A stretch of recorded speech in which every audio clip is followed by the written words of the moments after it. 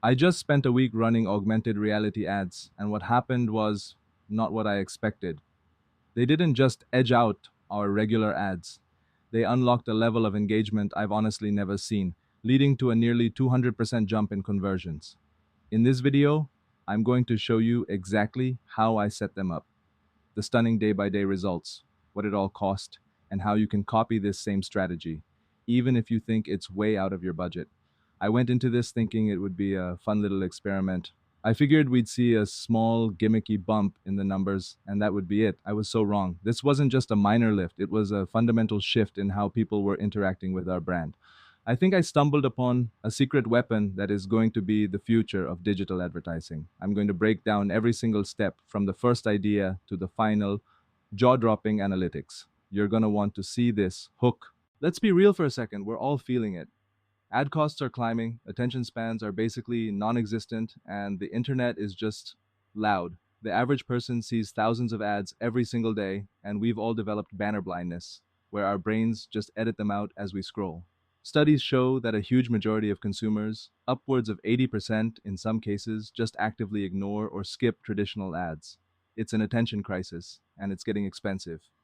Brands are pouring billions into campaigns that people are literally programmed to ignore. So, the big question for any marketer or business owner isn't just how do I reach people anymore. It's how do I actually connect with them? How do you make someone stop scrolling and genuinely engage with what you're showing them? For months, I've been hearing this buzz around augmented reality or AR. You've definitely seen it, even if you didn't know the name. It's the Instagram filters that put sunglasses on your face, or the Pokemon Go game that had everyone chasing creatures through their backyards. The promise of AR advertising is that it turns a passive ad into an active experience. Instead of just watching an ad, you play with it. It's immersive. And the stats I was hearing were tantalizing. Some reports claim AR can boost brand recall by 70%, and that products with AR features see a 94% higher conversion rate. But is that real? Or is it just slick marketing from tech companies trying to sell us a new, expensive toy? It always felt like something for mega brands like Nike or IKEA with $1 million budgets. It seemed complicated, pricey, and yeah, a bit of a gimmick. But the ad fatigue problem wasn't going away, and I knew I had to try something new. So I decided to put it to the test. Section 1, the premise and the bet. Alright, this is where the experiment kicks off. My goal was simple: run a definitive week-long test to answer one question. Can augmented reality ads actually deliver a profitable return for a small or medium-sized business, or are they just an expensive distraction? To do this, I needed a clear hypothesis, and given my skepticism, here's what I predicted would happen. I thought the AR ads would probably give us a small lift in fluffy top of funnel metrics. You know, people might play with the filter because it's a novelty, giving us maybe a 15-20% bump in shares or time spent. But I was convinced that this fun engagement wouldn't actually translate to sales. I figured the cost and headache of creating the AR experience would be high, and our conversion rate, and more importantly, our return on ad spend, would end up being worse than our trusty old video ads. In short, I expected to make a video telling you it was a cool experiment, but not a real strategy for growth. Now, for any good experiment, you need to control your variables. Here's the exact setup. First up, the product. I needed something that would actually benefit from AR. We used a product from one of my e-commerce brands, Auralite. Auralite sells these beautifully designed smart ambient lamps. They're stylish, but they suffer from a classic e-commerce problem. It's really hard for a customer to know how a lamp will look and feel in their own space. It was the perfect test subject. Second, the budget. I wanted this to be realistic. I set aside $2,000 for the 7-day test. I split it right down the middle. $1,000 for our control group, a standard, well-performing video ad, and the other $1,000 for our test group, the new AR ad. Third, the platforms. We ran the ads across Meta's playground, Facebook and Instagram. Two main reasons for this. First, that's where our audience lives. Second, Meta has a surprisingly powerful and free tool for creating AR experiences called Spark AR Studio. Fourth, the timeline.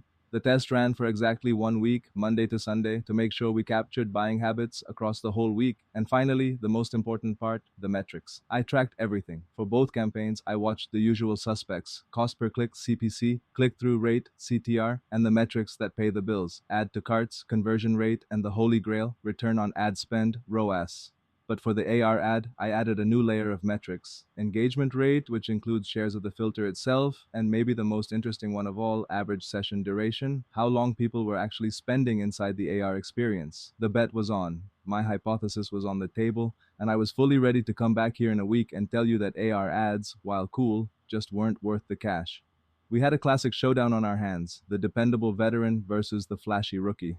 I had no idea it was about to be a complete blowout. Section 2, the setup. Building the matrix. Okay, this is the part that I think scares 99% of people away from ever trying AR ads. The actual setup. It sounds like you need a team of Pixar animators and developers from MIT, right? I'm here to tell you that you don't. I'm going to walk you through how I did it, and you'll see that this is way more doable than you think. First, I had to figure out what the AR experience should even be. The main problem for our customers is uncertainty. Will this lamp match my couch? Is it too big for my nightstand? What does the sunset color mode really look like in my bedroom? A video can show you the lamp, but AR can show you the lamp in your life. The concept was simple but powerful, virtual try-on for your home.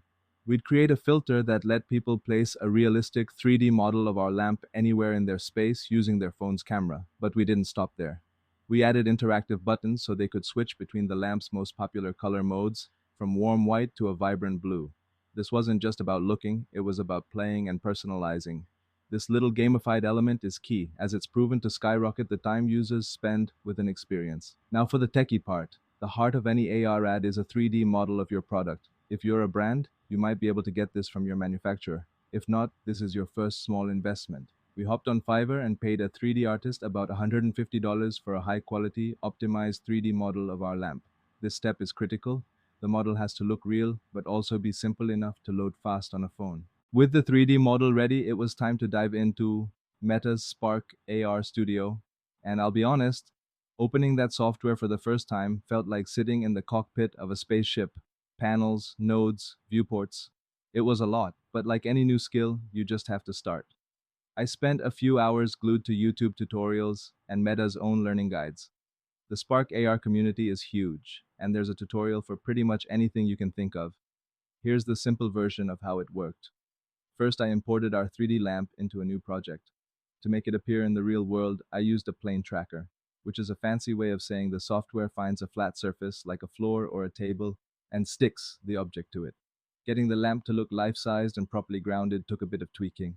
But the real magic was adding the interactive color changing feature. In Spark AR, you can do this with logic patches. It's like a visual flowchart, so no heavy coding needed. I created a simple interface with little color swatches on the screen. Then I set up a patch that basically said when someone taps the blue button, change the lamp's material to the blue texture. I did this for our top 5 colors. Seeing it work for the first time, tapping a button on my phone and watching a virtual lamp in my office change color was a genuine whoa moment. Finally, I added a simple call to action. A small Shop Now button at the top. This is crucial. The AR experience needs a seamless bridge to the checkout. One tap and they'd go from playing with the lamp to the product page. After about 2 days of learning and building, the AR filter was done. I uploaded it to Meta and they approved it within 24 hours. The total out-of-pocket cost, that $150 for the 3D model. The rest was just my time. Then it was time to launch. I went into the Meta Ads Manager, same as always. I set up the control campaign with our best performing video, targeting conversions, and aimed it at our usual audience, people aged 25 to 45 in the US and Canada interested in home decor and tech.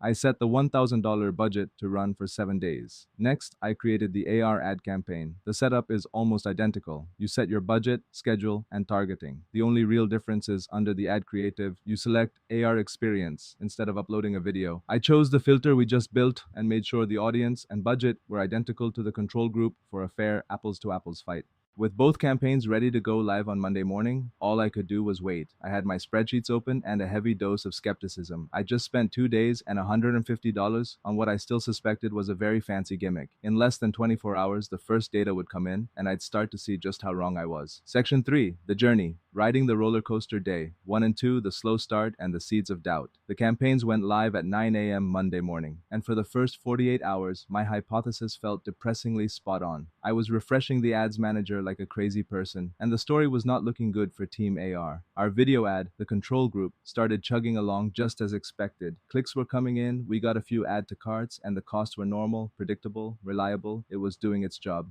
The AR campaign, however, was a ghost town. The cost per click was through the roof, nearly triple the video ad. The click-through rate to the website was awful. By the end of day 2, we'd spent over $250 and made exactly one sale. One. My stomach just sank. I thought I knew it. What a colossal waste of time and money. I was already outlining the I failed at AR ads video in my head, but then I looked past the standard metrics. I forced myself to check the analytics specific to the AR experience itself, the data that's kind of hidden away.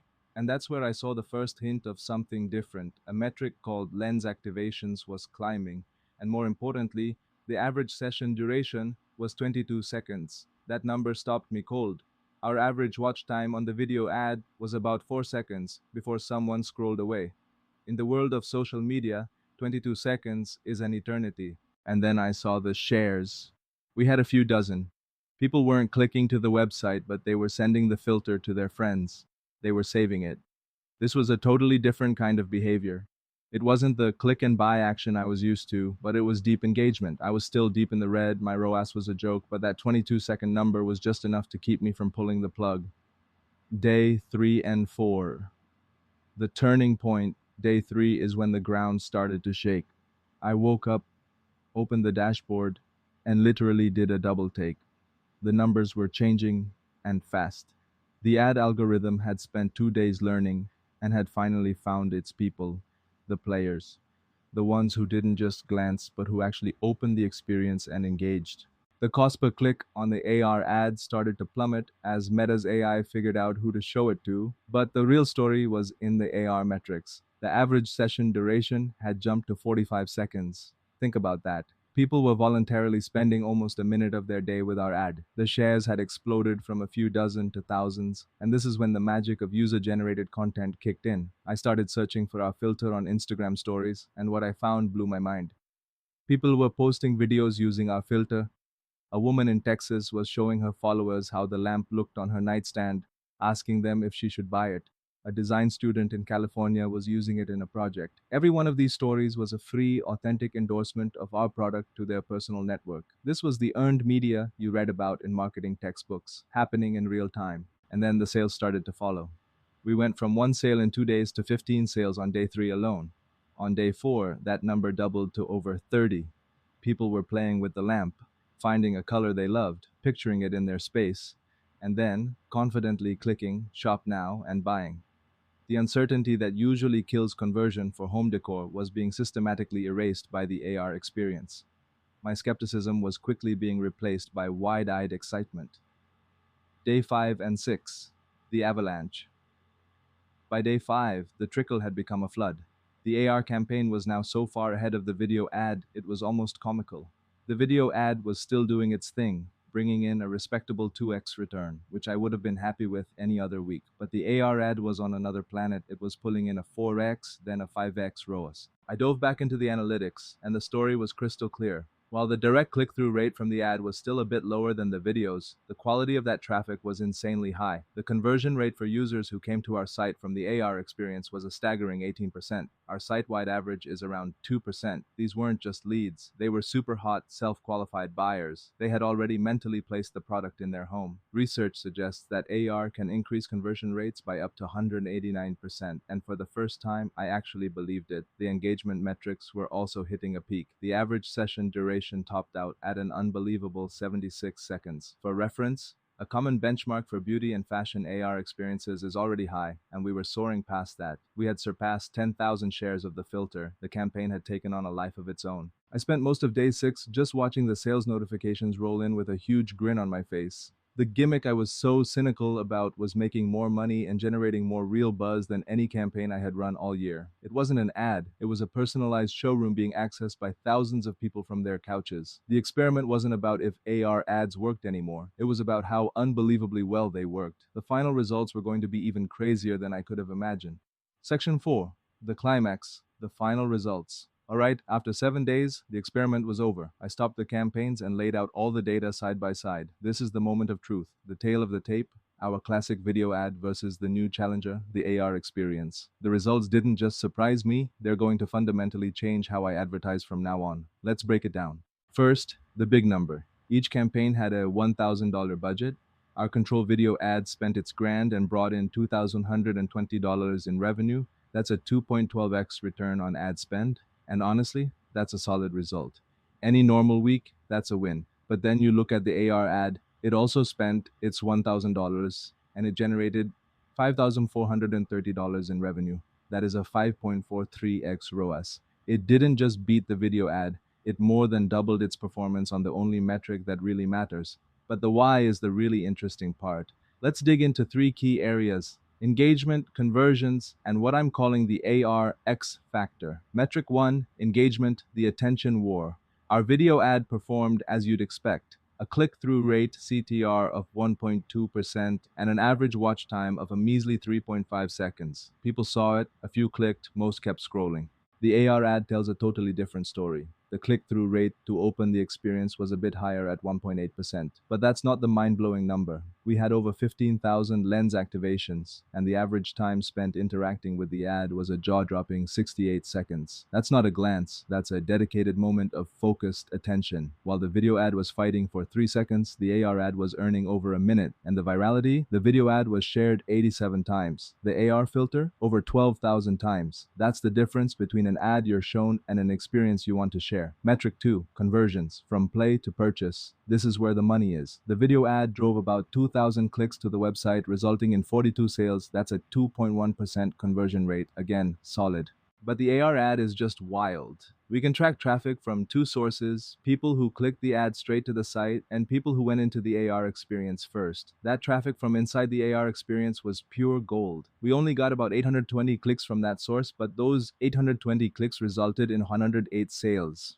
That is a conversion rate of 13.1%. Let that sink in for a second. The people who played with the lamp in their room were over 6 times more likely to buy it. It proves the power of virtual try-on. It erases doubt and builds purchase confidence in a way no video ever could. That research claiming a 94% higher conversion rate with AR suddenly felt like an understatement because we saw it happen with our own data. Metric 3, the AR X factor, the hidden ROI.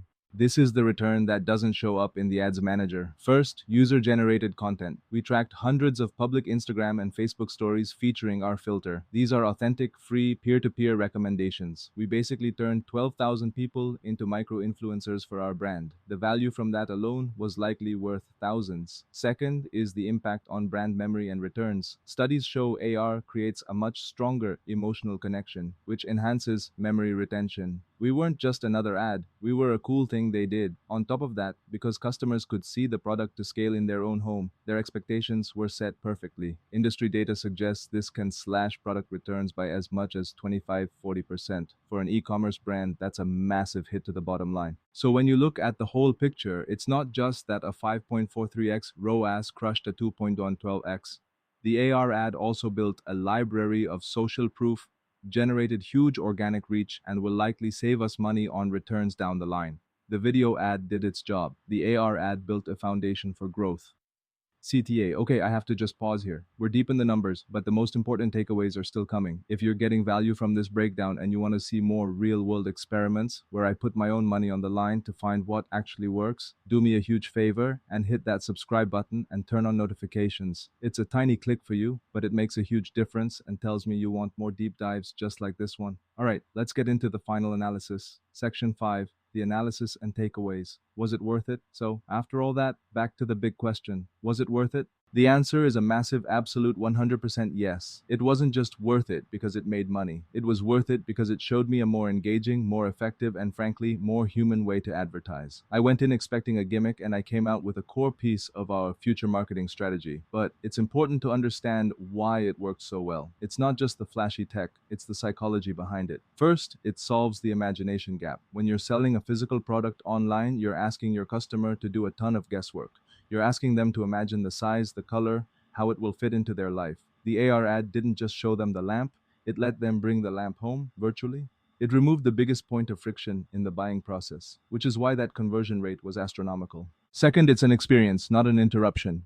Traditional ads are an unwelcome guest in your social feed. They fight for a scrap of your attention. This was different. It invited users to play. It was a tool, a toy, a moment of discovery. That 68-second average session proves it. Nobody spends over a minute with something they find intrusive. This changes the whole relationship from adversarial to collaborative, which is shown to boost brand message retention by up to 70%. Third, it creates authentic social proof at scale. The best marketing on the planet is a recommendation from a friend. By making a filter that was fun to use and share, we weaponized word of mouth. Every share was a quiet endorsement of our brand. That's the holy grail of marketing, and the AR ad unlocked it.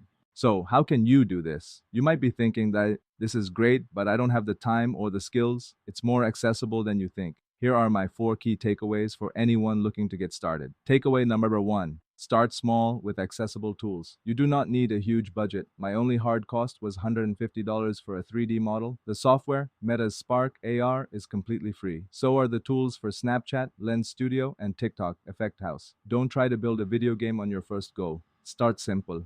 Can your customers virtually try on your sunglasses? See a poster on their wall? Start with one useful, simple interaction. Then takeaway number two: focus on utility or entertainment. Your AR experience needs a reason to exist.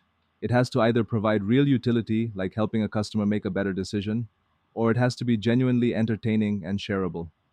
A boring AR ad is still a boring ad. Ask yourself, does this help my customer or does it delight them? If the answer is no, go back to the drawing board. Takeaway number three: think beyond the click through rate. If I had judged this campaign on day two by its CTR and sales, I would have shut it down and called it a failure. You have to shift your mindset. With AR, early success is all about engagement. Look at the session duration, look at the share rate. Those are the signs of deep engagement that eventually lead to sales. Takeaway number four: make the path to purchase seamless. The coolest AR experience in the world won't make you a dime if it's a pain to buy the product afterward. That Shop Now button inside our filter was absolutely critical. The jump from playing with the product to buying it has to be effortless. Don't make them leave, search for your site and find the product. Link them directly to the product page. Conclusion. So, there you have it. I went into this week a total skeptic and came out a true believer. Augmented reality advertising isn't some far-off future tech or a gimmick for mega brands anymore. It's here, it's accessible, and it flat out works. It changes the entire ad exchange from a battle for attention to an exchange of value. You give them a useful or fun experience, and in return, you get their time, their trust, and their business. This experiment has totally changed how I'm thinking about our ad strategy. It's clear that putting some of our budget toward these immersive experiences isn't an expense. It's an investment with incredible returns. And now it has me thinking, if the results were this strong on Meta, what would happen on a platform like TikTok or Snapchat where users are even more primed for this stuff? What if we made a purely entertainment-focused AR filter and just let it run wild? I have a feeling the viral potential could be even crazier. Let me know in the comments if that's an experiment you'd want to see next. Thanks for coming on this ride with me. I hope this was valuable. Now go out there and build something cool. I'll see you in the next one.